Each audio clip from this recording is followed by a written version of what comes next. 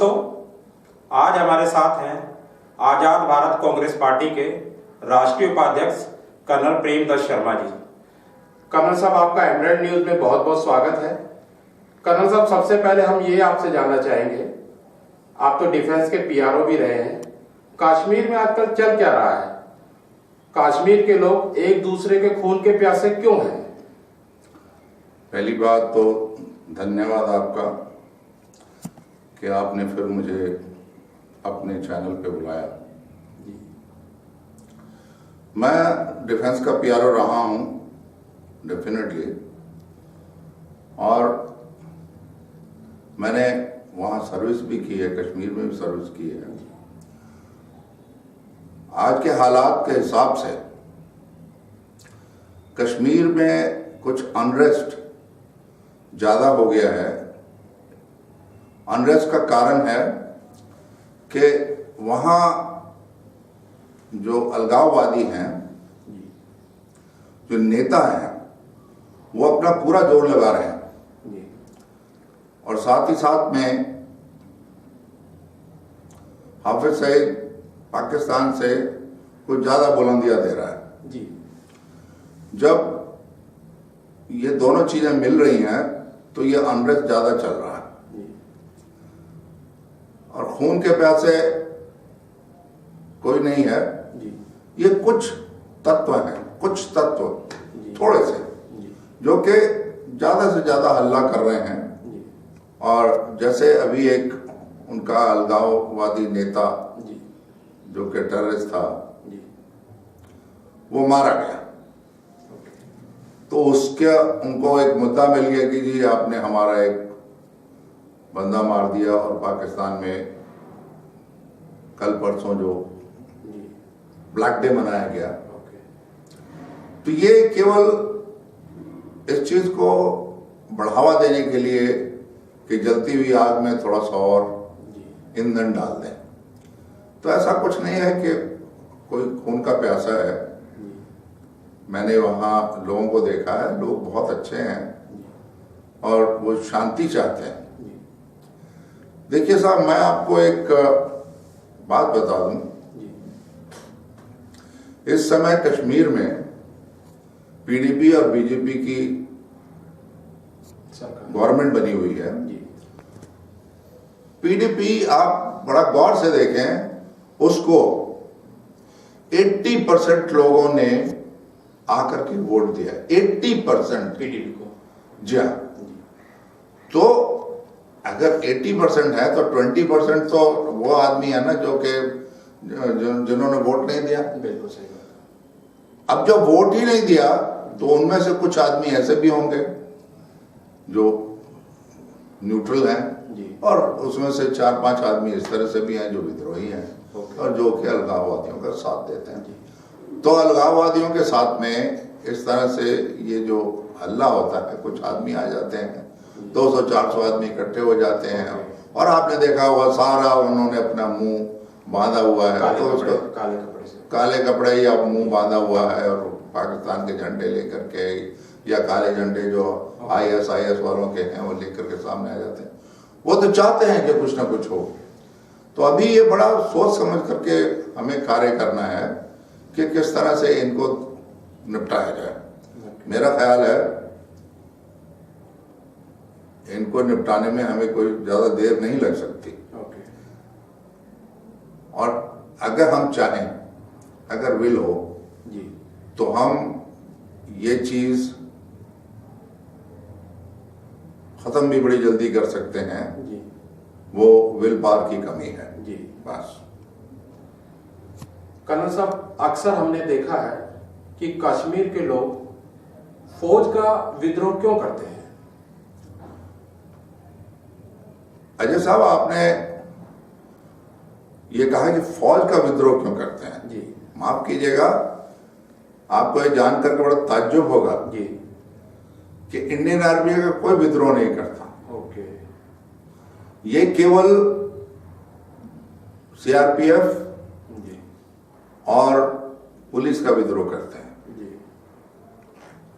कोई भी आदमी, क्योंकि 99 में आपने देखो जब पूरा कश्मीर हिल गया था भूचाल की वजह से, जी। तो फौज ने इतना काम किया कि गांव-गांव में जाकर के, हालांकि वो वेस्टर्न एरिया है, वो तो पूरे के पूरे तबाही हो गए थे जहां पे फौज ने पूरा बनाया, विलेजेस को बनाया। तो मैं नहीं सोचता कि वो जानते हैं इस चीज को कि फौज एक ऐसी है जो कि बहुत सिविक एक्शन करती है, वो केवल तभी काम करती है जबकि उसको कहा जाए, अदरवाइज फौज डिस्टर्ब नहीं करती, कभी डिस्टर्ब नहीं करती। और फौज पे इस तरह से कोई बात नहीं, वो चाहते हैं कि फौज के साथ हो, पर हम तो अभी तक ये फौज के साथ नहीं हुआ कोई भी ऐसी बात इस तरह से। कर्नल साहब, आप तो राष्ट्रीय लेवल पे काम कर रहे हैं, आप पार्टी के उपाध्यक्ष हैं। हम ये आपसे जानना चाहते हैं, क्या कश्मीर का मामला निपटना संभव है? जब तक हम पाकिस्तान को सबक नहीं सिखाएंगे तब तक ये पॉसिबल नहीं है।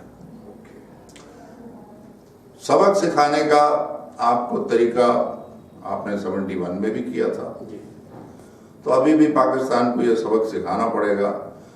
दूसरी बात मैं आपको ये बता दूं कि आज़ाद कश्मीर यानी कि पीओके कि अगर आप अंदरूनी देखें, उनके टेलीविजन देखें या वैसी बात देखें, तो वो नहीं चाहते कि पाकिस्तान के लोग वहां पर आए या पाकिस्तानी वहां रहें। वो भी चाहते हैं कि वो हिंदुस्तान के साथ किस तरह से मिल जाए, परंतु क्योंकि वो एक घिरा हुआ मुल्क है इस तरह से और पूरा पाकिस्तान आर्मी के अंडर कमांड में है, जहां पर मूवमेंट भी बहुत मुश्किल है, जहां आवाज उठाना बहुत मुश्किल है। जो कोई इक्का दुखी उठती है तो उसको भी दबा दिया जाता है, सबक सिखाते हैं उसको। तो अगर थोड़ा क्लू मिल जाए तो इसमें कोई शक नहीं कि एक बार फिर से पाकिस्तान को बता दिया जा सकता है। आपने देखा होगा ये हर बार जो है यूएन में ले जाते हैं, बार बार ले जाते हैं और ह्यूमन राइट की बात भी करते हैं, सब ये करते हैं, परंतु इनके घरों में क्या हो रहा है, पाकिस्तान में क्या हो रहा है, ये इनको नहीं मालूम। ये हमें तो बता रहे हैं। हम तो पाकिस्तान से चाहते हैं कि हमारी दोस्ती ठीक हो और हम किस टेबल पे बैठ के बात भी कर लें, परंतु वो चाहते ही नहीं कि हमारे साथ में कोई बात हो। वो चाहते, क्योंकि वो चाहते हैं कि कश्मीर का मुद्दा ये जो है बीच में रहे। और आप क्या सोचते हैं कि ये कभी समाधान होने देंगे? उनका सर्वाइवल ही इसी के ऊपर है, कश्मीर के ऊपर ही सर्वाइवल है। वो नहीं चाहते कश्मीर का इशू। आज मान लिया जाए हम क्या देते हैं कि कश्मीर चलो भाई तुमको दिया, तो आप क्या सोचते हो कि कश्मीरी सारा चला जाएगा? नहीं, जम्मू और ये जो है लद्दाख का एरिया इधर हो जाएगा, ये इधर चले जाएंगे, यही होगा सोल्यूशन। इसके बाद उसके बावजूद भी ये लोग कहते रहेंगे नहीं जी हमारा ये है, हमारा ये है। तो आप ये सोचो कि ये तो सॉल्व हो ही नहीं सकता इस तरह से जब तक कि इनको सबक ना सिखाया जाए। कर्नल साहब, हम पिछले काफी समय से देख रहे हैं कि बीच बीच में एक आवाज उठती है कि कश्मीर में आर्टिकल 370 को खत्म किया जाए। इस पर आपकी क्या राय है? आर्टिकल 370 जी, इसमें बड़ी चीजें हैं। एक तो कोई आदमी बाहर से आकर के यहाँ रह नहीं सकता। जी, अगर कोई शादी करता है वहां तो उसकी औरत का जो कॉन्स्टिट्यूशनल हक है जी, तो वो खत्म हो जाएगा। और वो शरीयत लॉ के अंडर में अगर रहती है तो ठीक है, अदरवाइज उसको बिल्कुल ही नकारा कर दिया जाएगा। तो इस तरह से कई सारी चीजें हैं जो कि इसमें उन्होंने मजहब को लेकर के किया हुआ है। और मुझे भी ये समझ नहीं आता कि 370 क्यों लगाया गया और किस लिए इन्होंने इस चीज को मान करके लगा दिया, जबकि डॉक्टर करण सिंह जो कि हरि सिंह के लड़के थे, उन्होंने जो है पूरा एसेशन कश्मीर का हिंदुस्तान में माना।